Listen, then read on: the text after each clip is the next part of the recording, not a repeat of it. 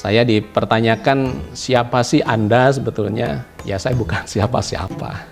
Ustadz bukan, ulama bukan, ya bukan siapa-siapa. Saya cuman ingin sharing saja dengan kawan-kawan terkait dengan pemahaman kita dalam beragama. Nabi pun tidak pernah punya murid. Nabi itu menyebut orang yang sezaman, umatnya di zaman itu sebagai sahabat. Ya saya lebih suka menyebut kita bersahabat saja. Saya bukan siapa-siapa. Tetapi kalau kemudian dipertanyakan sanadnya, sanad ilmu Anda ini apakah nyampe kepada Rasulullah? Insya Allah. Kebetulan saya ini berguru kepada bapak saya sendiri. Beliau adalah Syekh Jafri Karim. Beliau adalah mursyid tarikat.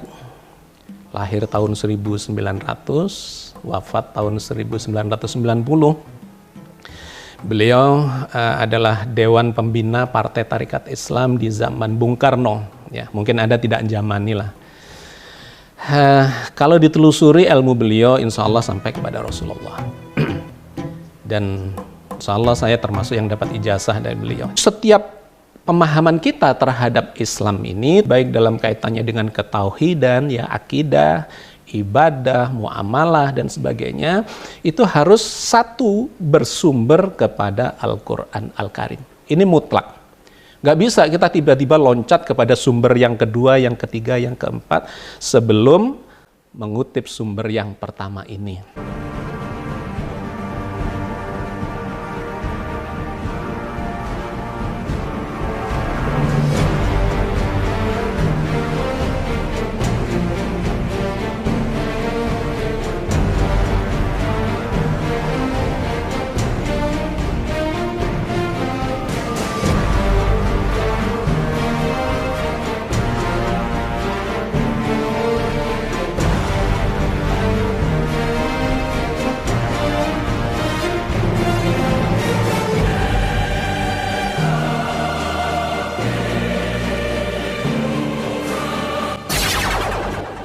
Assalamualaikum warahmatullahi wabarakatuh.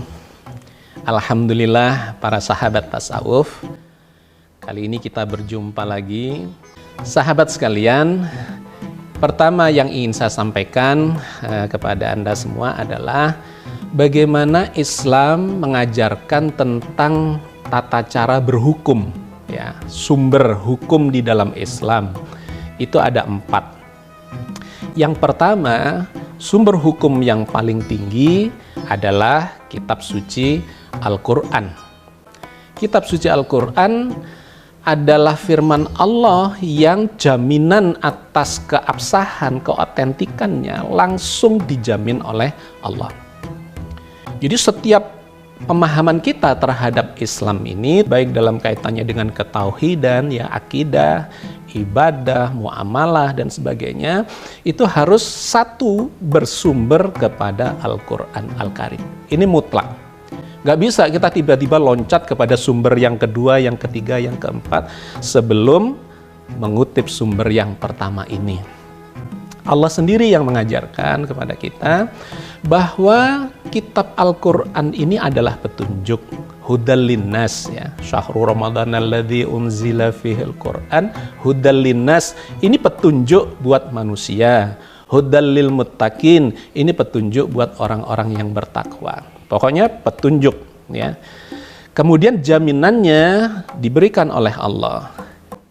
Inna nahnu nazzalna dzikra wa inna lahu lahafidun. Sesungguhnya Allah lah yang menurunkan kitab ini dan Allah lah yang memeliharanya. Jadi Al-Quran ini terpelihara atas jaminan Allah. Meskipun Allah menggunakan kata nahnu di situ, artinya Allah bersama para malaikat, bersama para nabi, bersama para hafiz Quran, bersama dengan banyak orang, itu akan menjadikan Quran ini terpelihara, dan sampai hari ini terbukti bahwa satu ayat pun tidak berubah. Bahkan satu huruf pun dimasukkan ke dalamnya, maka itu pasti ketahuan Allah yang memeliharanya. Maka inilah sumber hukum pertama yang harus selalu dirujuk oleh siapapun yang ingin memahami agama ini. Sumber hukum yang kedua adalah sunnah Rasul. Sunnah itu artinya seluruh ucapan Nabi, perbuatan Nabi, kebiasaan Nabi, keteladanan Nabi itu adalah sunnah. Pada saat beliau masih hidup, kita langsung bisa meng-cross-check itu. Bertanya kepada Rasul, kalau kita baca Al-Quran nggak paham, maka bisa langsung nanya kepada Rasul. Rasul, ini maksudnya apa? Maka beliau akan menjelaskan, baik dengan lisan maupun dengan perbuatan, dengan keteladanan. Nah, sunnah ini kemudian berubah menjadi hadis ketika Nabi sudah wafat. Hadis itu artinya adalah berita. Sunnah itu adalah perbuatan Rasul, keteladanan Rasul, sedangkan hadis itu adalah penelusuran berita terhadap apa yang dilakukan oleh Nabi.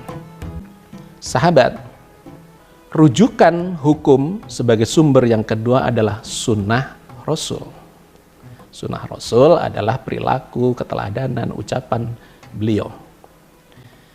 Hadis adalah penelusuran terhadap sunnah Rasul. Karena itu, teks hadis, ya, redaksinya hadis itu adalah dilakukan oleh manusia, yaitu oleh para pakar hadis, ilmuwan hadis. Ada Imam Bukhari, Imam Muslim, Daruqutni, Ibnu Majah, dan sebagainya, para ahli hadis. Beliau melakukan penelusuran. Dulu Nabi itu tentang sholat bagaimana ya? Nah, ditelusurilah.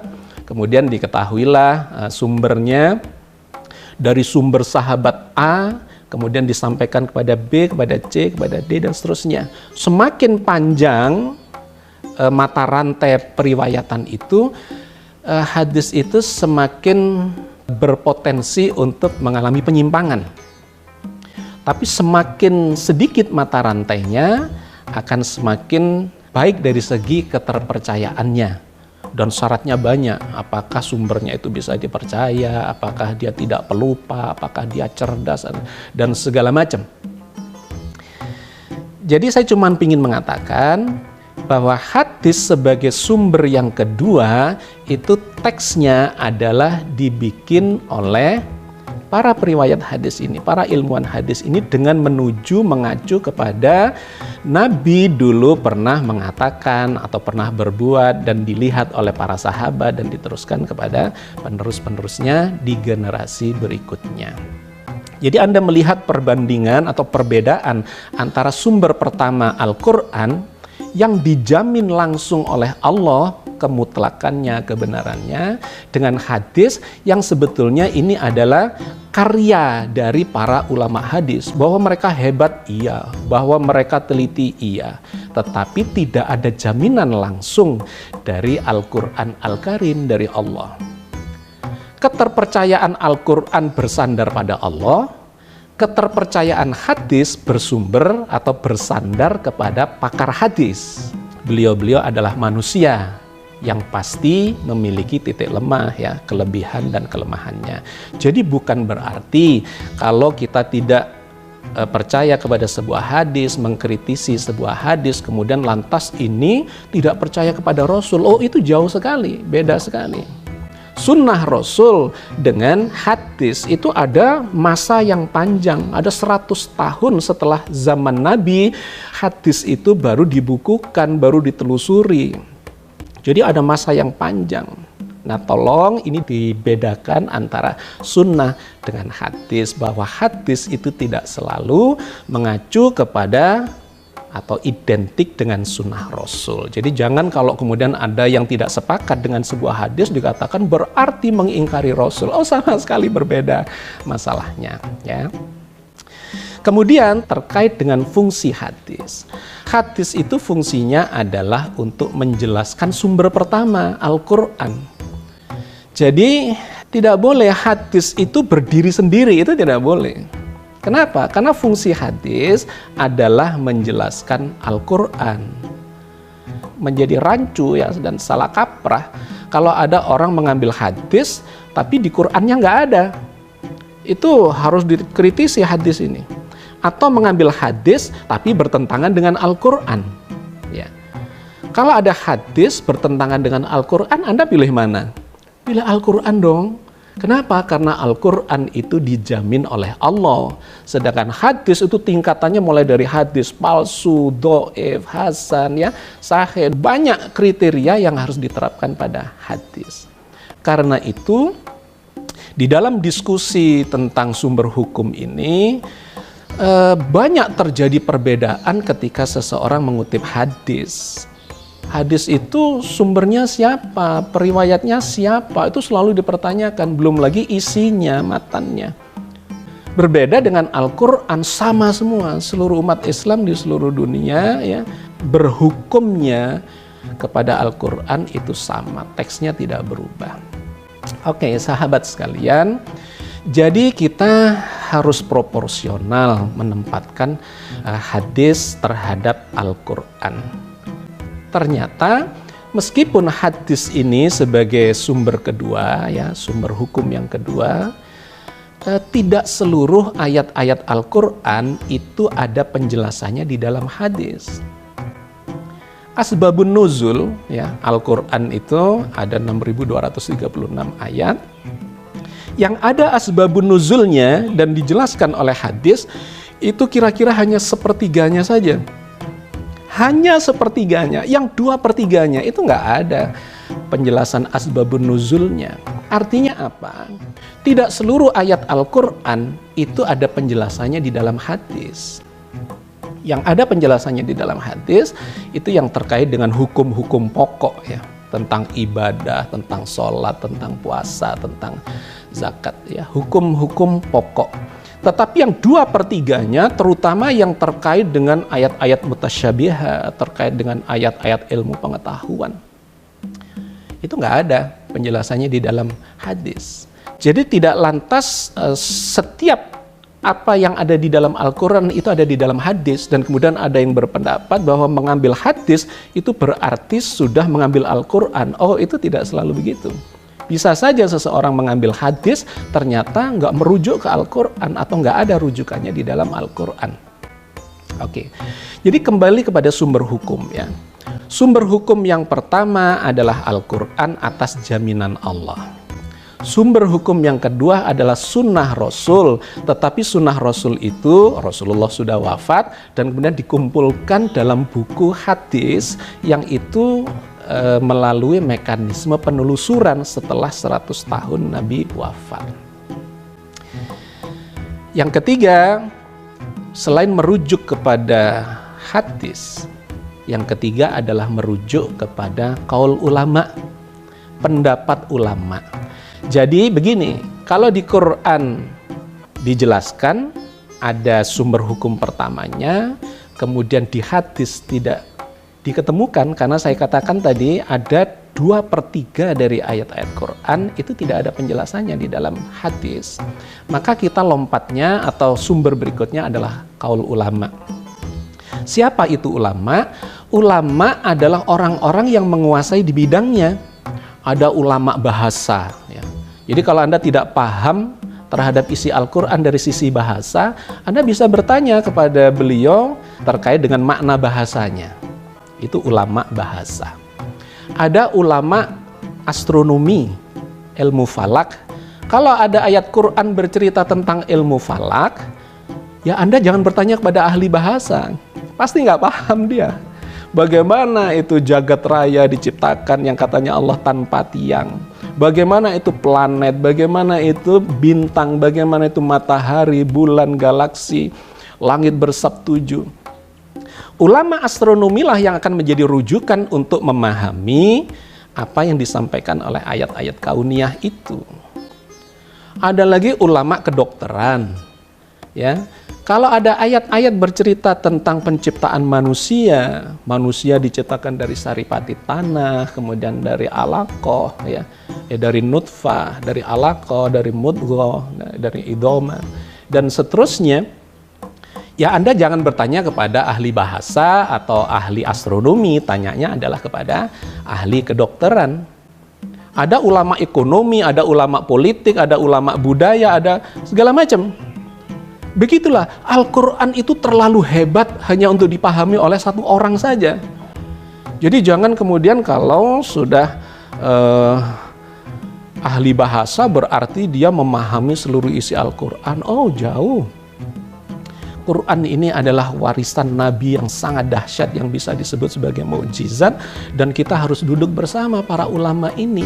Kenapa? Karena dari sumber pertama Al-Quran menuju ke sumber kedua Al-Hadis, hadis ini tidak sepenuhnya menjelaskan ayat-ayat yang ada di dalam Al-Quran. Misalnya ayat-ayat tentang ilmu pengetahuan, ya, tentang langit sedang ditinggikan, nggak ada di dalam hadis. Bagaimana Allah menciptakan unta, ya, afala yanzuruna ilal ibili kaifa khuliqat wa ilas samai kaifa rufi'at, dan seterusnya.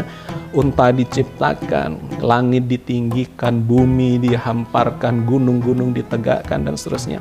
Nggak ada penjelasannya di dalam hadis. Itu harus mengacu pada kaul ulama sebagai sumber hukum yang ketiga.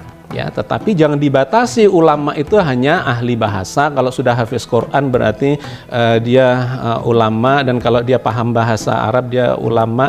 Ya, ulama di bidangnya, iya. Tetapi belum tentu dia paham ayat-ayat tentang astronomi, tentang politik, tentang ekonomi, tentang kedokteran, tentang segala macam ayat-ayat di dalam Al-Quran yang sangat luar biasa itu. Nah, kemudian yang keempat, sumber hukum yang keempat adalah ijtihad. Apa itu ijtihad?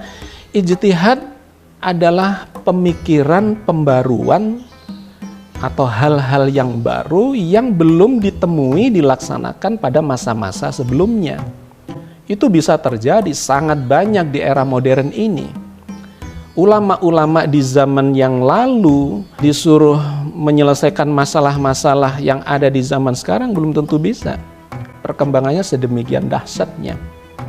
Sehingga ulama-ulama sekarang harus berani melakukan ijtihad. Ijtihad dalam bidang apa?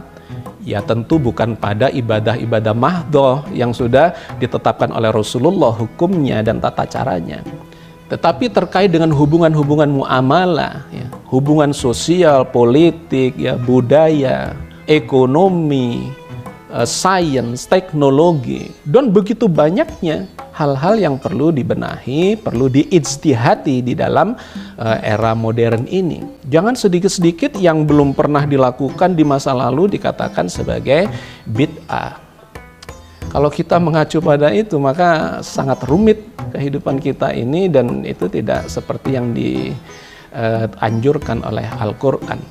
Al-Quran ini adalah petunjuk sampai akhir zaman. Cocok untuk segala peradaban sampai akhir zaman nanti.